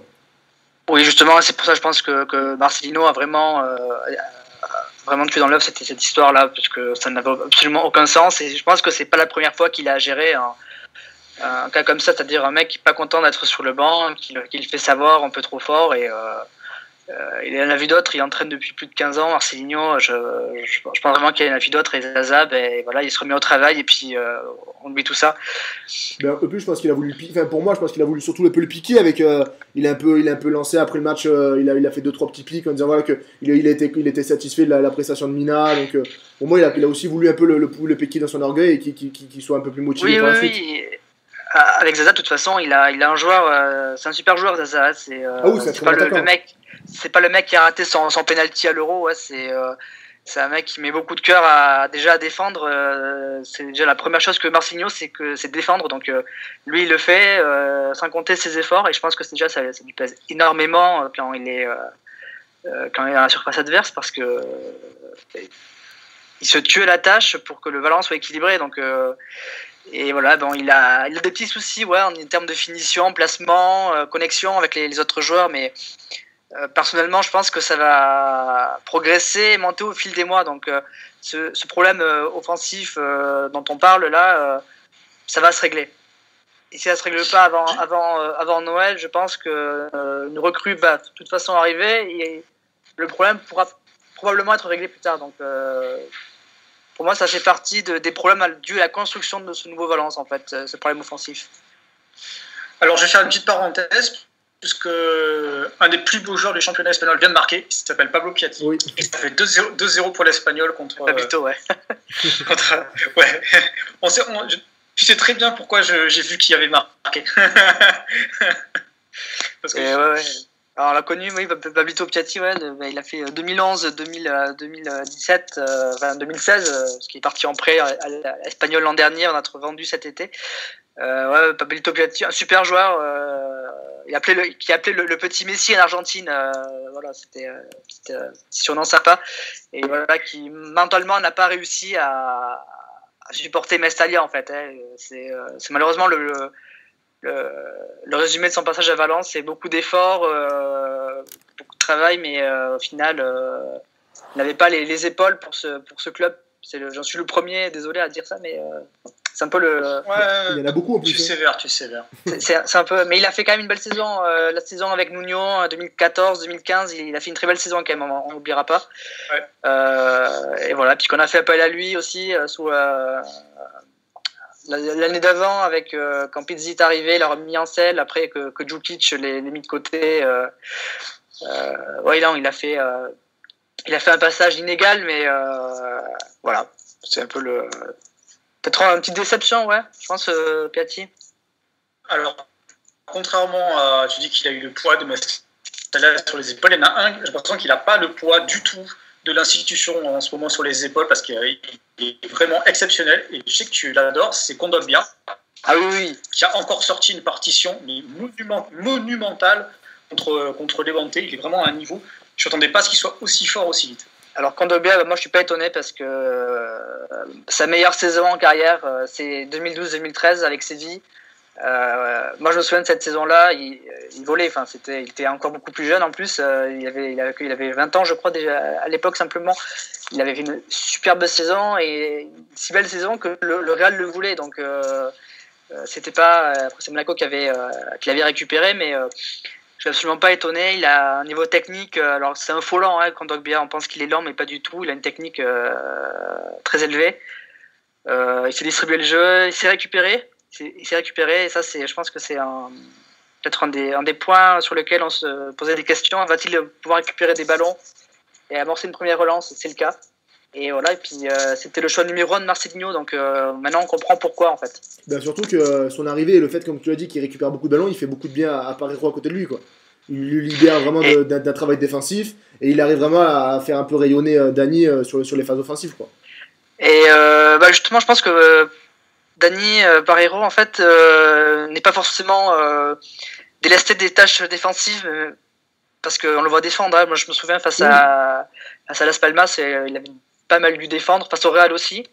Et non, je pense qu'ils sont complémentaires et que les positionnements, en fait, sont assez bons, en fait, pour qu'il n'y ait pas de déséquilibre dans ce milieu de terrain. Et justement, Parejo, il doit faire ce travail défensif parce que sinon, l'équipe ne serait pas équilibrée. Donc, voilà, je pense que c'est une histoire de positionnement, de contact également. Donc, qu'on doit bien parler espagnol, donc évidemment, c'est facile pour lui. Et voilà, non, ils ont trouvé une paire complémentaire et Marcelinho a très bien profilé, on va dire, Kondogbia. En fait, c'était le joueur qu'il fallait à Valence, quoi, pour avoir à nouveau un milieu de terrain très très fort. Oui, peut-être aussi une remise en question de Dani Parejo, puisque bon, on lui a redonné le brassard de capitaine. Même si bon, pour moi c'est pas réellement un capitaine, mais il est là parce qu'il a un peu une prime à l'ancienneté. Mais effectivement, on le voit beaucoup plus défendre. Je crois c'est un des meilleurs récupérateurs du championnat sur les 4 journées. Il oriente pas mal. J'ai trouvé qu'il était un peu en dedans sur première mi-temps. Je trouve qu'il était meilleur en deuxième. Oui, c'est vrai. Contre les Levante. Mais ça n'empêche pas. Je crois que c'est lui qui a eu la meilleure note d'ailleurs sur WhoScored d'ailleurs. Il est 8 sur 10. Meilleur joueur du match. Peut-être pas le choix que j'aurais fait. Moi, j'aurais mis Kondogbia. Mais c'est vrai que leur relation privilégiée est assez impressionnante quand même. Oui. Puis de toute façon, moi, je me suis un peu renseigné donc sur Parejo et en fait, lui, il faut un mentor en fait. Son premier mentor, c'était Ernesto Valverde, qu'il a complètement relancé parce que souviens-toi, François, notamment les débuts de Parejo à Valence, c'était quand même pas terrible. Hein. Pendant sa première saison a été difficile avec Unai Emery, il était sur le banc, il jouait pas beaucoup. Deuxième saison, il commence, mais il est dans un double pivot, il n'est pas bon non plus. Il se fait siffler, je me souviens qu'il s'était fait siffler Mestalia à un moment. Il avait sombré aussi, je pense, lors d'un derby, me semble aussi. Donc, ça avait été vraiment très difficile. Donc, il a trouvé en Valverde un premier mentor qui l'a amené à un certain niveau, et puis il a trouvé rapidement avec Marcelinho un nouveau mentor. En fait, c'est tout simple, hein. C'est un mec qui sait lui parler et qui sait le motiver, et quand il est motivé, voilà, ça donne quand même un des plus beaux joueurs de la Liga. Enfin, Ouais, mais il faut un cadre en fait à Palermo. C'est-à-dire que pour pas se disperser, parce qu'on sait que il aime bien sortir et il aime bien boire. C'est un bon vivant, on va dire. Et on se il est totalement espagnol. Et c'est vrai que si le cadre est rigide et Marcelinho lui propose un cadre rigide comme ça, effectivement, il donne le meilleur de lui. Et clairement, c'est ce qu'il a eu ces 2 dernières années. Et donc il est un peu.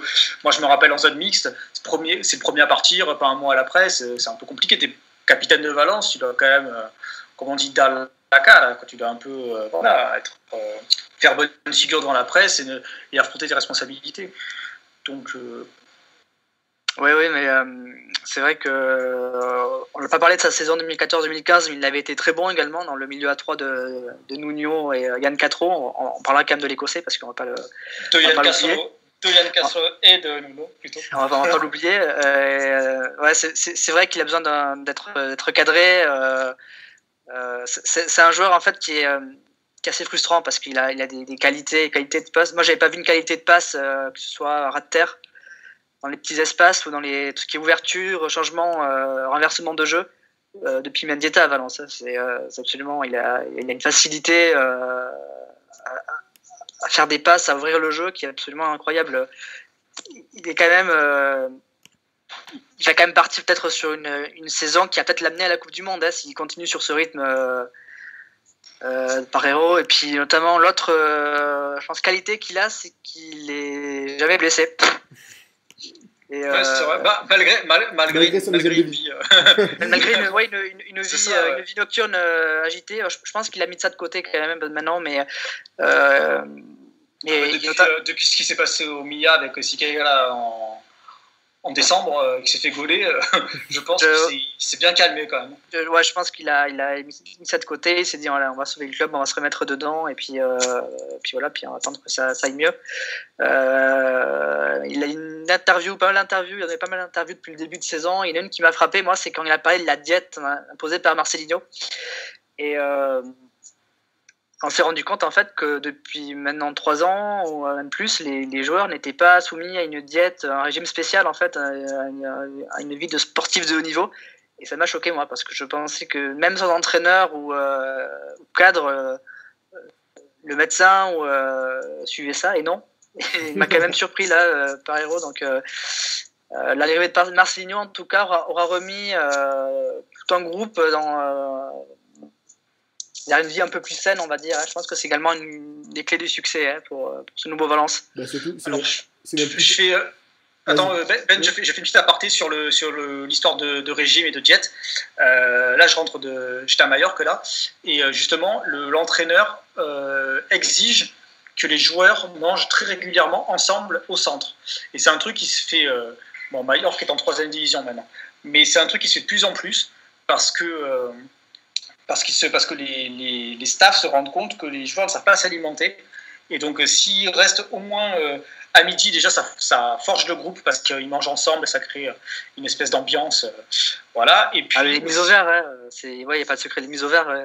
C'est ça. Et puis, et oui, même là, en dehors des mises au vert, quoi, voilà, ils mangent ensemble avec le cuisinier du club, parce que comme ça, tu es sûr qu'ils font pas des écarts, ils font pas n'importe quoi. Parce que bon, l'Espagne, c'est quand même le pays de la bière et des fast-food, et des tapas, et tout ça. Oui, c'est vrai, oui. Donc c'est... je vais pas exposer ma vie, mais concrètement, si t'aimes pas l'huile, c'est même pas la peine de venir vivre en Espagne. c'est vrai qu'ils aiment bien l'huile, ouais. On prend très vite du poids en Espagne, donc. Et moi, je me souviens aussi, en parlant de l'alimentation, moi, c'était vu qu'on peut suivre un peu toute la vie de nos amis sportifs sur les réseaux sociaux, Instagram et compagnie. C'était la colonie argentine qui avait il y a 3 ans, Otamendi, De Paul, De Coulini, qui se faisaient des assados à n'en plus finir. Et moi, j'étais déjà choqué à l'époque et je pense que ça a notamment été une grande explication de la non-réussite de ces gens-là au club. C'est-à-dire avoir une alimentation peut-être trop à base de viande et c'est pas ça. Hein, donc, Benjamin ? Oui, non, mais c'est pour revenir sur l'histoire de diète, là, cet exemple-là d'un club qui avait l'air vraiment... c'était un bateau qui n'avait pas de capitaine, quoi. Il n'y avait pas de cadre, il n'y avait rien. Et cet été, on a quand même un changement à Valence. C'est un club qui s'est remis à l'endroit, autant en coulisses que sur le terrain. Il y a vraiment, ils ont vraiment changé beaucoup de place. Ils ont vraiment nommé beaucoup de personnes compétentes à plusieurs...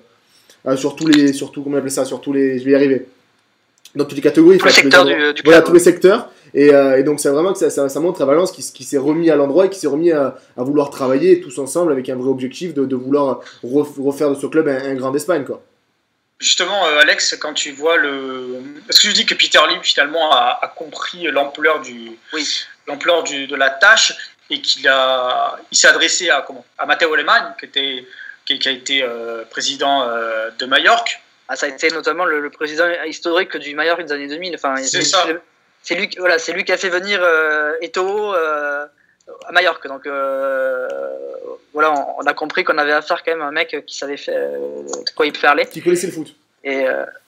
Et connaissait le foot et il savait gérer un club et un club complexe. Parce que Majorque, on n'en parle pas, mais c'est aussi un club complexe. Hein. Je pense que tu as pu t'en apercevoir peut-être, François, en allant. Ah bah oui, j'ai acheté le bouquin des 100 ans. Oui, c'est assez. Oui, il y a des trucs qui sont assez. Les 15 dernières années sont assez épiques. Hein. Oui, notamment avec les. Alemany est parti, il est revenu. Il y a eu des gros problèmes financiers. Ils ont dû vendre énormément de joueurs. À l'époque, ils n'avaient même pas pu lever la clause de prêt de Ball Travaler. Donc vraiment, ils ont vraiment eu de gros problèmes institutionnels et sur le terrain. Là, ils ont quand même une Ciudad Deportiva qui est pas mal. Et puis, pour revenir à Valence, si je ne me trompe pas, Matteo Alemany a été conseillé par Javier Tebas. Enfin, Tebas a conseillé à Lim de prendre Matteo Alemany comme DG du club. Oui, c'était ce qui s'était dit. J'ai pas vu de démentir ce sujet, donc ça m'avait peut-être échappé. Mais bon, peu importe, si jamais c'est bien vrai. On peut toujours être choqué par l'intervention de Tebas, mais c'est un personnage également lui très complexe, donc finalement on va pas trop s'offusquer pour. Il y aura une vidéo sur Liga demain. on tease un peu, mais Max Franco Sanchez nous a fait une excellente vidéo sur tout le personnage Tebas. Voilà, c'est un personnage et du coup voilà, c'est bien lui qui a conseillé à Peter Lim de mettre Matteo Alemany. Je pense qu'il faut même plus s'en offusquer, il faut se dire ça fait partie du personnage et voilà, il est exubérant et il touche un peu à tout. Mais surtout que.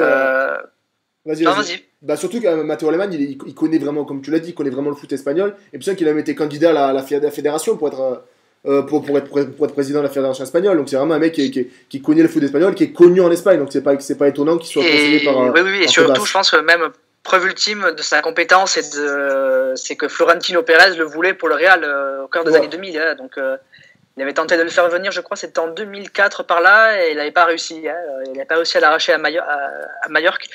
Et voilà, donc c'est un ami intime également de Florentino Pérez. Donc voilà, donc sa destinée aurait pu être celle de mener le Real à autre chose également. Bon, ça ne s'est pas fait. Tant mieux pour Valence au final. Hein. Oui, et puis bon, quand tu te présentes à la fédération en face de Villar, tu as quand même 99% de chances de te prendre une énorme tarte. Et c'est ce qui s'est passé, parce que bon, Villar maintenant est tombé. Et pour la plus grande joie de tes bases d'ailleurs. Mais ça, il va falloir le suivre de près. Mais oui, Villar a été, pour ceux qui ne connaissent pas trop le football espagnol, les instances, c'est 30 ans de magouille en tout genre à la tête du football espagnol. Alors il y a eu des succès qui ont un peu pallié, avec notamment Aragonés et Del Bosque, mais c'est quand même beaucoup de magouilles, père et fils d'ailleurs.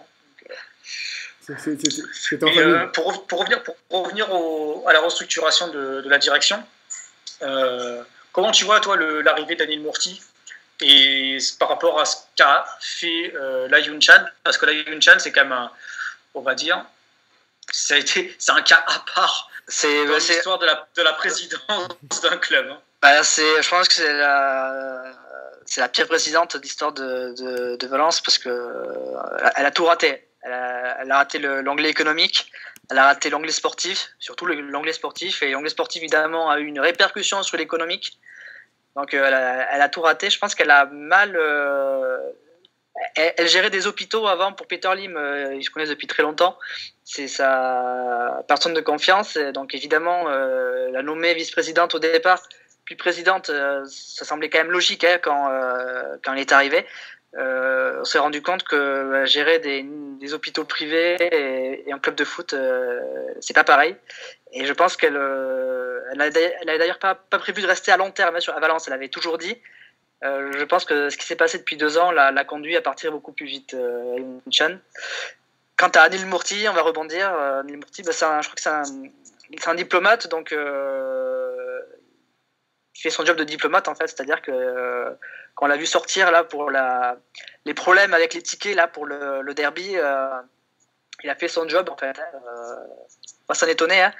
Il est sorti, il est allé au feu pour voir comment ça se passait, pour s'expliquer. Et donc, il est un peu maladroit parfois avec les supporters, mais je pense que ça reste un mec qui va faire du bon travail, c'est-à-dire du travail un peu dans l'ombre, mais travail de représentation, peut-être de communication. Ce que ne savait pas faire Layun, parce que Layun, quand elle montait au feu, c'était pour allumer les supporters, la presse. Moi, je me rappelle une conférence de presse. Des trucs incroyables. Tu te dis, c'était obligé qu'elle allait les sauter, parce qu'au bout d'un moment, quand elle fait c'est de votre faute, enfin, parlons aux journalistes, hein, c'est de votre faute si les supporters râlent et disent que l'équipe joue pas bien. Je fais à moins d'être Gilbert Montagnier croisé avec Ray Charles, si tu le vois pas, il y a quand même un gros problème, quoi. Non, mais je pense que c'est vrai qu'elle est une personne très sèche quand elle parlait en conférence de presse. Je pense que les mauvais résultats, la mauvaise ambiance qu'il y avait dans le club, qui aujourd'hui est connu, hein, l'a mené à devenir peut-être un peu sur réserve, sur la défensive. Je pense que ça, au final, quand tu es aux abois, tu deviens agressif et tu t'en prends aux autres en fait. Donc, même vis-à-vis des joueurs d'ailleurs. Quelle est la première Oui, c'est avec les joueurs également, elle a été également assez dur. Quelle est la première cible quand on t'attaque c'est la défense. C'est les journalistes en fait, c'est ce qu'elle a fait. Hein. On pose des questions, ce qui dérange, elle répond et elle a quelques taquets. Ouais, bon, c'est malheureusement une erreur de casting quand on fait le bilan. Elle est responsable, je pense, de la non-réaction du club.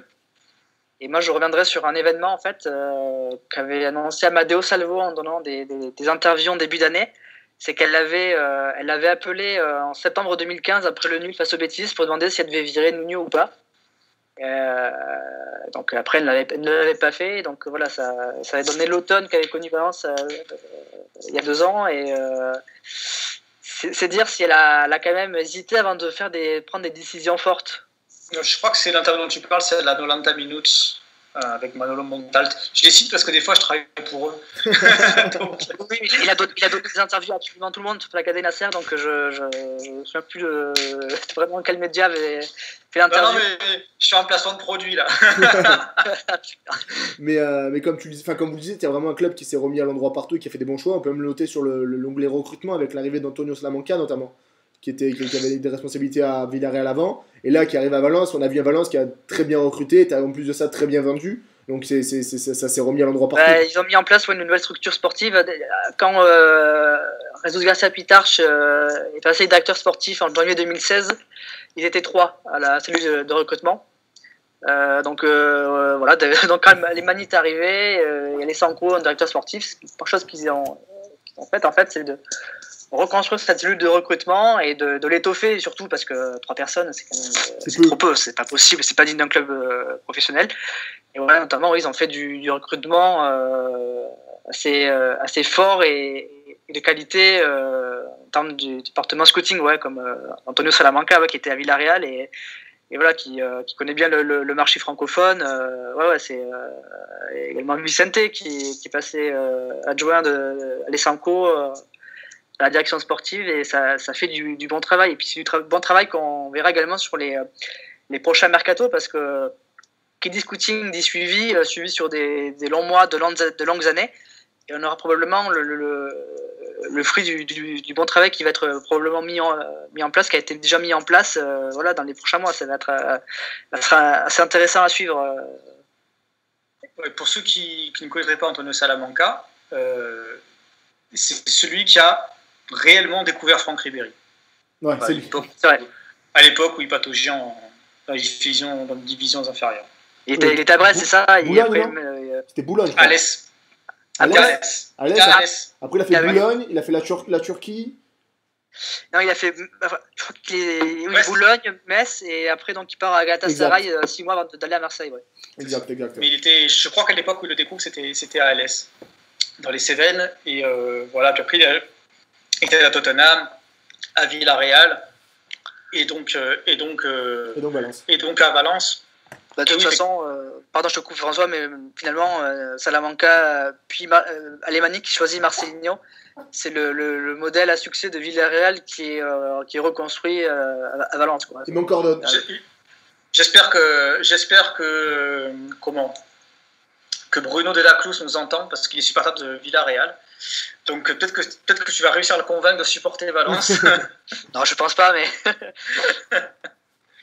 Mais voilà, puis comme tu l'as dit, Alexandre, qui était directeur de la Cantera, est devenu directeur sportif. Vicente aussi a pris du grade et il dirige le secrétariat technique. Après, il y a aussi la Cantera qui marche très très bien. Le Valencia B avec Colo Torres en entraîneur en Segunda B, et ils ont échoué finalement contre Albacete en finale des barrages. 1-0, 0-0. Défaite à Valence. Ils avaient fait le retour à 0-0. Colo Torres est parti à Lorca, qui était au passage le premier club entraîné par Unai Emery. On verra si Colo Torres suit les mêmes traces. Il a pris quelques joueurs. Il a pris Cito Jenny. Il y a un troisième aussi qui est arrivé. Il y a 3 joueurs de Valence qui sont prêts à Lorca.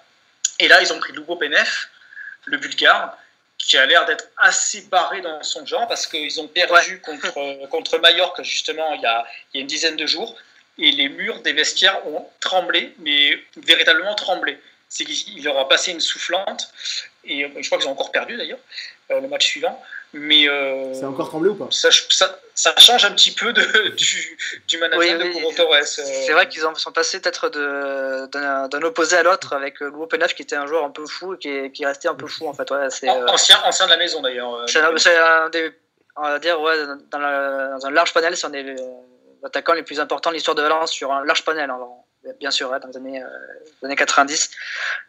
C'est un joueur qui a marqué une époque, Valence également, au PNF, donc voilà, donc ils l'ont repris et voilà, c'est un mec qui aime le jeu offensif, donc visiblement, ils s'ennuient pas trop cette année au Mestalia. Et bon, après, je pense pas qu'ils pourront viser la montée cette saison. Je pense que c'est... Non, moi non plus. Mais pour compléter sur la cantera, comment tu vois toi les arrivées de Lato on va dire le but contre le Real, le premier but contre le Real, c'est un but 100% cantera. C'est Lato pour Gaïa pour Soler. Il y a Javier Jiménez qui est à cheval entre la B et l'équipe première pour gratter des minutes. Je pense qu'il va gagner du temps de jeu sur la Coupe du Roi notamment. Il y a Nacho Vidal qui à un moment va dégager Montoya parce que c'est pas possible autrement. C'est lui l'aveugle, Marseille. Mais Montoya, il faudrait appeler la Youn si elle dirige encore les hôpitaux parce que c'est pas possible quoi. Montoya, alors c'est un joueur qui peut prêter à débat. C'est vrai qu'il y a des matchs où il a vraiment des passages assez compliqués. Après, c'est un joueur qui a du cœur quand même et qui est un bon joueur de groupe en fait. Ce sera jamais le grand latéral droit. T'as besoin de Valence, mais c'est un joueur, on va dire, sérieux qui peut faire de bons matchs. Contre Atletico, il a été bon. On va pas lui enlever ça non plus. Après Nacho Vidal qui a du potentiel et qui est plutôt complet défensivement. C'est plutôt fort, il court vite, il se replace et offensivement il apporte. Donc il a ce défi là de mettre un mec de 26 ans, je crois, Montoya 26-27 ans, de mettre un mec avec un peu de bouteille quand même sur le banc. Puis quant à la cantera, les joueurs de la cantera, moi j'espère que Latone, Gaïa seront titulaires sous la saison. Parce que je pense que Tony Lato, il a un gros potentiel. Lui aussi, il est complet. Oui, il est très bon. Et en plus, il a une relation, on va dire, peut-être de naissance quasiment avec Gaïa. Enfin, ils se trouvent très bien les deux. Et je pense que Gaïa Lato à gauche, moi je réfléchirais un peu plus parce que c'est pas mal. Contre le Real, ça a bien marché. Ouais, ça a bien marché. Mais après, ça pose la question de l'avenir de Carlos Soler, qui est pas vraiment super rayonnant, qui était très bon à gauche et qui peine à trouver vraiment des marques à droite avec le fait de rentrer sur son pied et c'est pas vraiment son jeu. Alors, moi, je pense que la polyvalence, l'ultra polyvalence de Carlos Soler. Alors, c'est sûr qu'il y aura des matchs compliqués, mais je pense que de visiter un peu tous les coins du milieu de terrain, ça va lui donner un profil encore plus polyvalent et je pense que ça va lui faire du bien. Regardez ce qu'avait fait Simone aussi avec Coquet quand il arrivait à Atletico. Il l'a mis sur le côté gauche longtemps et je pense que ça a fait de Coquet un meilleur joueur aujourd'hui. Donc je vois pas ça d'un mauvais œil. En tout cas, je pense que plus t'es polyvalent aujourd'hui, plus tu sais te débrouiller. Et puis de toute façon, si un jour il y a besoin de repasser dans l'axe, si un des deux, si Parejo ou Kondogbia sont absents, Soler repassera dans l'axe. De toute façon, il est le quatrième dans l'axe parce qu'ils ont prêté Medran. Donc, je pense qu'il va progresser sur toute la saison et que c'est pas un problème. Après, le problème, d'ailleurs, au derby, je l'ai pas trouvé formidable, mais il est quand même à 10 récupérations sur le match. Ben. Après, le problème que j'ai, c'est que c'est s'il n'arrive pas à être au niveau et à apporter offensivement, il va commencer à se faire passer devant par les Lato, les Gaïa, ou par les Andrés Pereira ou Guedes, quoi. Donc on peut arriver à le voir qu'ils disparaissent un peu des radars parce que les autres vont apporter le plus offensif qu'il a du mal à amener sur son côté droit. De toute façon, il recule quand même beaucoup dans l'axe. Je pense pas que Marcelo va le mettre sur le banc parce que c'est un joueur qui crée beaucoup et qui est sur une passe peut faire la différence. Donc je vois mal le Marcelinho le mettre sur le banc quand même. Après, on va dire un mot sur Marcelinho. Je pense que il a dû s'adapter, mais on l'a quand même enlevé sa première arme de déséquilibre, qui était Joao Cancelo. Et je pense qu'il comptait vraiment sur lui. Je pense qu'avec Parejo, c'était le joueur sur qui il comptait le plus. Et malheureusement, Cancelo voulait partir, donc ils l'ont prêté. Et voilà, donc je pense que peut-être que si Valence a des problèmes offensifs aujourd'hui, c'est parce que Marcelinho a perdu Cancelo et il a perdu, je pense, sa meilleure arme de relation milieu-attaque en fait. C'était sa meilleure arme. Et, moi je pense qu'il a quand même fait un choix dans l'histoire avec Cancelo parce que Cancelo ça faisait longtemps qu'il devait partir, il reste un peu plus longtemps. Oui, il voulait partir de toute façon. Donc, et je pense qu'il a fait le choix entre Kondogbia et lui, et que je pense que Cancelo, il savait qu'il le perdrait, et il n'a pas pesé très lourd au final dans l'histoire. Oui, donc de toute façon, je pense que c'était la condition sine qua non pour récupérer Kondogbia, c'était de leur dire on peut pas payer le transfert, on vous prête Cancelo, vous nous prêtez Kondogbia, on fait 2 affaires séparées, et on se quitte bons amis. Voilà, peut-être qu'il récupérera l'année prochaine parce que Cancelo s'est blessé au genou, donc pour le moment il joue pas. C'est une grosse blessure en plus, hein. Je crois que c'est le ligament, il me semblait.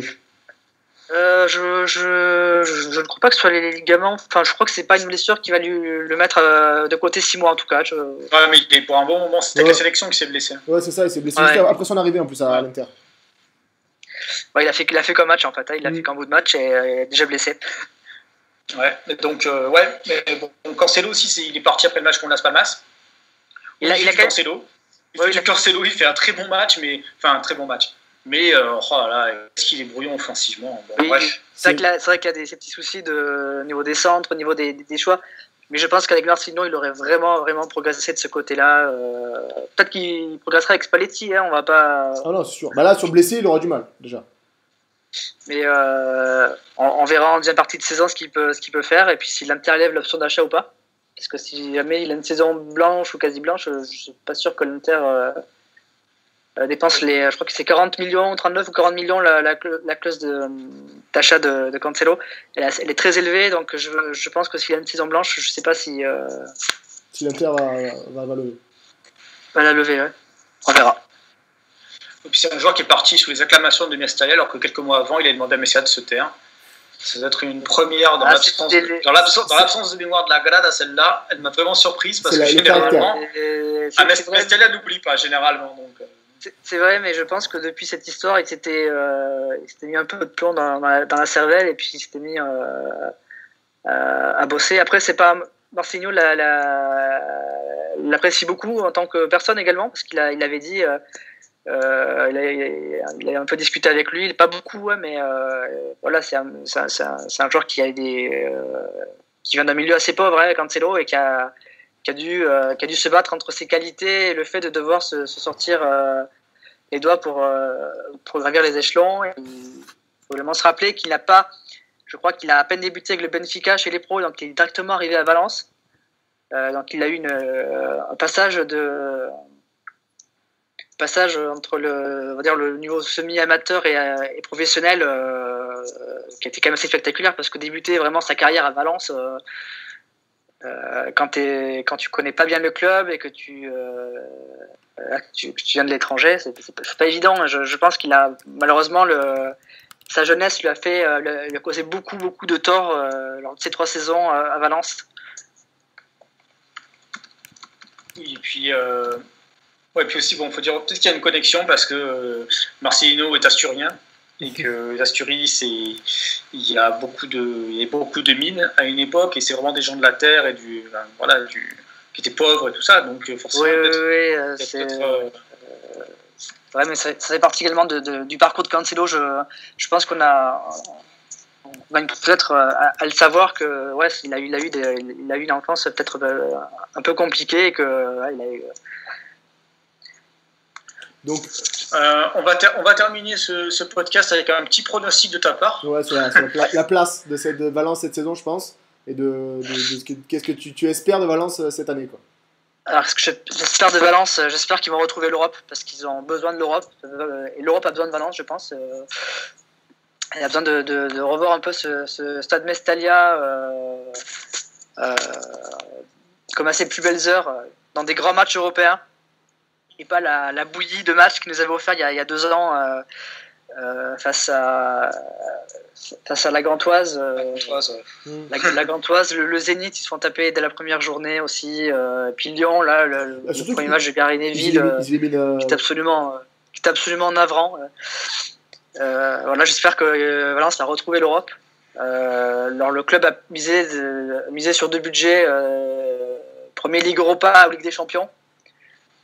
Donc voilà, donc ils ont assuré leurs arrières. J'espère que ce sera la Ligue des Champions quand même, parce que c'est une manne financière très très importante. Donc, je pense qu'elle pourra peut-être débloquer un peu le mercato l'été prochain. Donc, voilà, si j'ai un pari à faire, je dirais 4e place. Oh. Donc, tu enlèves qui du podium du quatrième? Du quatrième. J'invente des mots. Et alors marque déposée. Je laisse les trois gros. Je vais mettre l'Atlético dans les gros parce que Oui. ça fait maintenant 6 ans qu'ils sont au top. Je vais enlever Séville parce que moi, le Séville de Berizzo, il me fait pas. Alors, c'est efficace, mais il me fait pas rêver. On dirait François. Vous parlez avant le match, non? Non, pas du tout. Non. On se parle régulièrement, quoi. Non, j'aime beaucoup, par contre, j'aime beaucoup Zordo Berizzo, le travail qu'il a fait au Celta. J'aime beaucoup, par contre, les premiers pas avec Séville. On va dire qu'on va lui laisser un peu de temps avant de le juger, mais je trouve son Séville un peu neutre, en fait.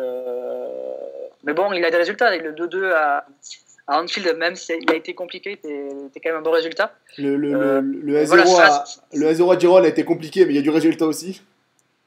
C'est on va dire moins de manière qu'avant avec le Celta, mais des résultats. Ça restera évidemment une équipe qui va combattre pour la Ligue des Champions. Hein, je n'en laisse pas du tout. Hein, ils seront là. Mais peut-être que sur la durée, si la Coupe d'Europe prend un peu de place, parce qu'ils n'ont jamais passé les 8e donc en Ligue des Champions. Donc voilà, si jamais ils se retrouvent en 8e de finale Ligue des Champions, peut-être qu'il y aura au mois de février, mars, un peu plus peut-être lâcher un peu plus de l'Est en championnat. Et voilà, si Valence est dans le coup, en tout cas, peut-être qu'ils vont en profiter. Ce serait bien pour Valence, en tout cas. Mais comme tu l'as dit, en plus, c'est vrai que tu vois, vas-y, termine. C'est juste pour dire, comme tu as dit, financièrement, ça ferait du mal avec la Ligue des Champions, parce que vous avez beaucoup de prêtés cette année qui sont arrivés. Guedes, Andreas Pereira, il y a Guedes et Pereira qui sont en prêt, par contre, en prêt sans option d'achat. Ouais. Donc, il y a très peu de chances qu'ils continuent au club la saison prochaine. Déjà, en termes d'achat, ils ne seront pas achetés parce que déjà Pereira a une clause de retour dès janvier. Si Manchester est bien luné et en lutte pour des titres, ou si jamais il manque du monde, il y a de fortes chances qu'il soit rappelé en janvier, Pereira. Donc il faudra trouver une autre solution pour le remplacer peut-être dès janvier. C'est un prêt payant à 3 millions quand même pour 3 mois. Oui, mais bon, il fallait bien faire une deadline day de qualité. Ça reste un joueur de qualité quand même, Pereira. Il était pas mal à Grenade l'an dernier. Mais c'était le seul qui tenait la route. Hein. C'est un joueur qui crée, c'est un joueur qui défend. J'ai vu dans ses premiers matchs qui défend, qui fait le job. Il déséquilibre pas l'équipe. Il va vite, il a de la technique.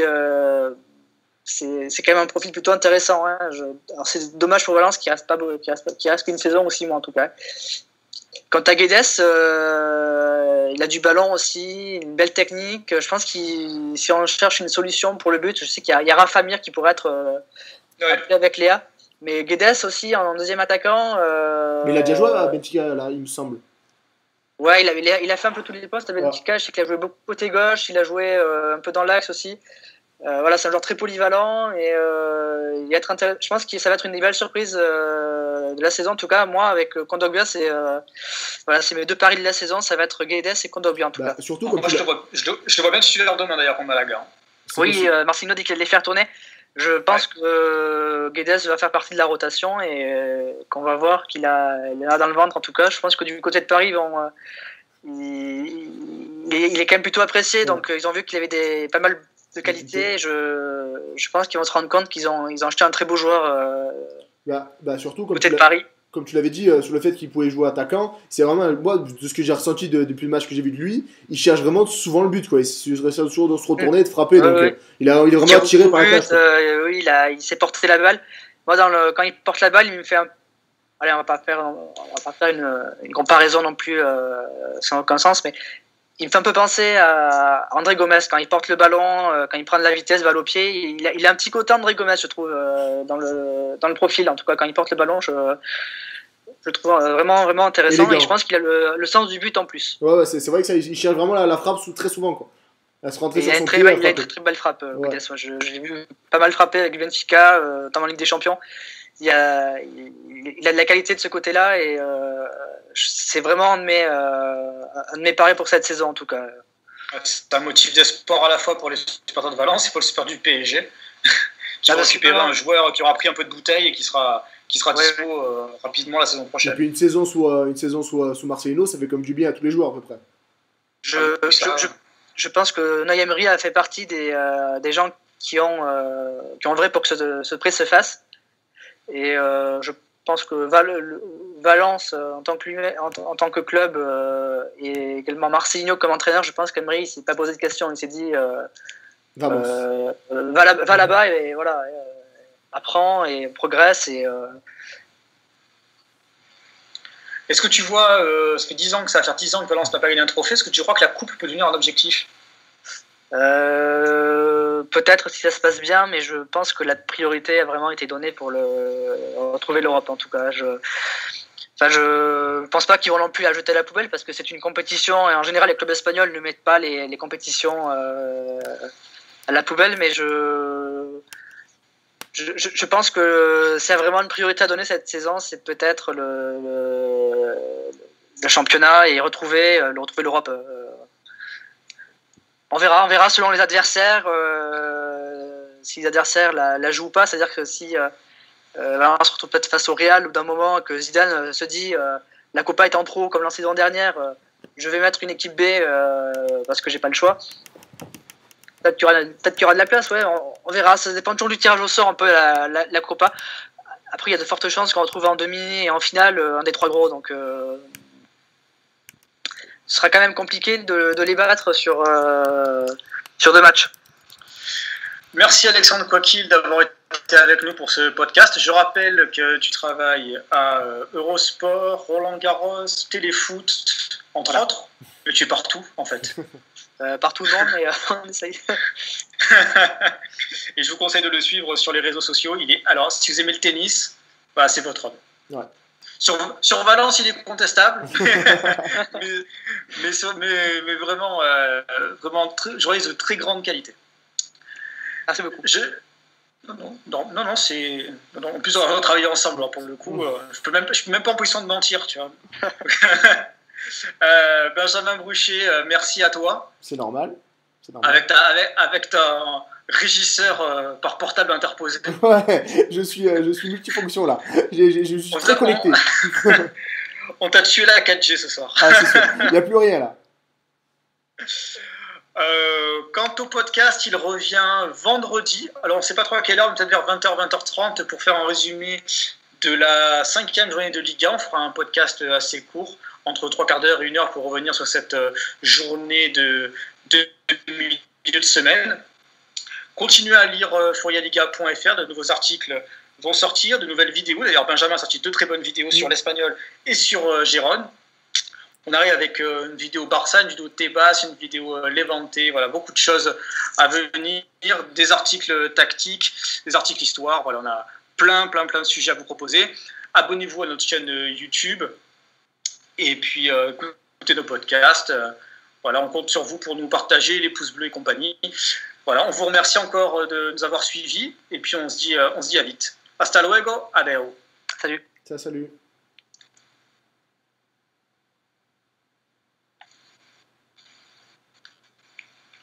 C'est bon, la veine? C'est bon, je viens de couper.